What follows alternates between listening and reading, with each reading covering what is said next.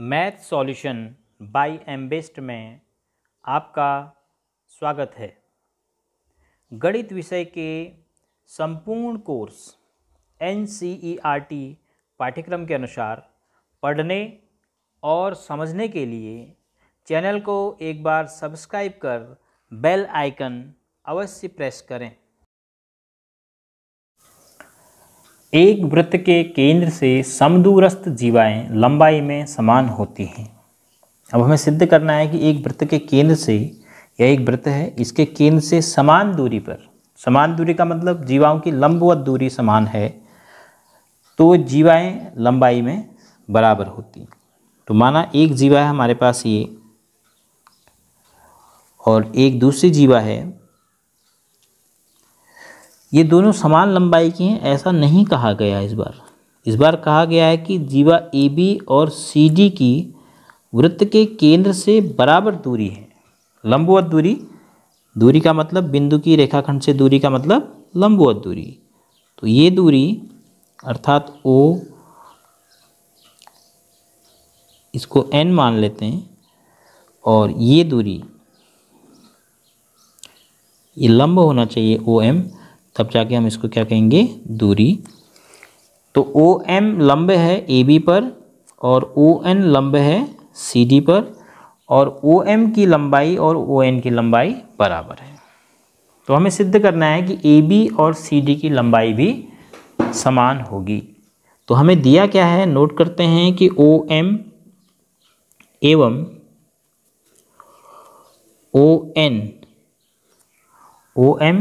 ON क्रमशः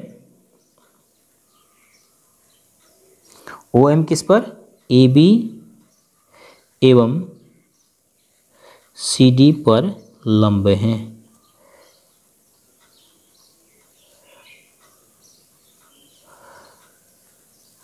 एवं दोनों बराबर हैं, OM बराबर ON, ये आपको दिया है।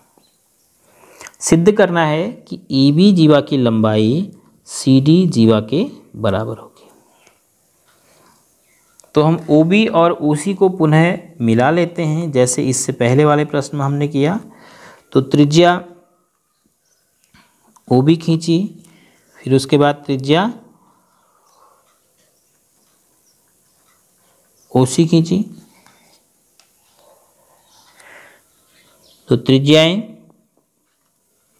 खींची आपने, उनका जिक्र करेंगे। त्रिज्याएं OB एवं OC खींची।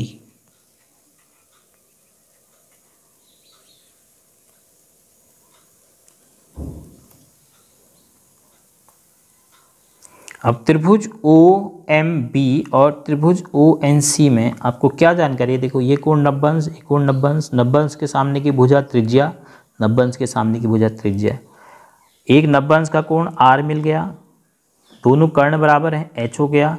क्या कोई भुजा बराबर है, हाँ, OM बराबर ON दिया है, तो RHS सर्वांग क्षमता प्रतिबंध यहाँ पर भी लागू हो रहा है।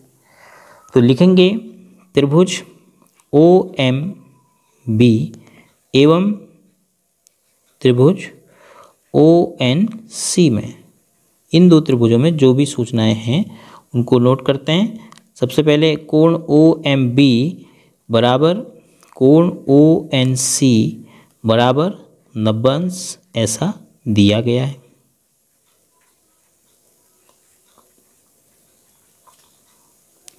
OM बराबर ON ऐसा भी दिया है, और OB बराबर OC, दोनों क्या हैं, वृत्त की, एक ही वृत्त की त्रिज्याएं, एक ही वृत्त की त्रिज्याएं समान होती हैं।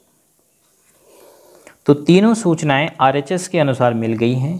तो लिख सकते हैं त्रिभुज OMB सर्वांगसम कौन सा कोण बराबर है, कोण M, तो M की जगह क्या आएगा, N, तो दूसरे स्थान पे N आएगा। फिर OM किसके बराबर है, ON के बराबर, तो पहले स्थान पे O ही आएगा, तो तीसरा बिंदु हो जाएगा C। कौन सी सर्वांग क्षमता से, RHS सर्वांग क्षमता। सर्वांग समता के 4 प्रतिबंध और वृत्तों में सबसे अधिक RHS का प्रयोग आप देख रहे हैं।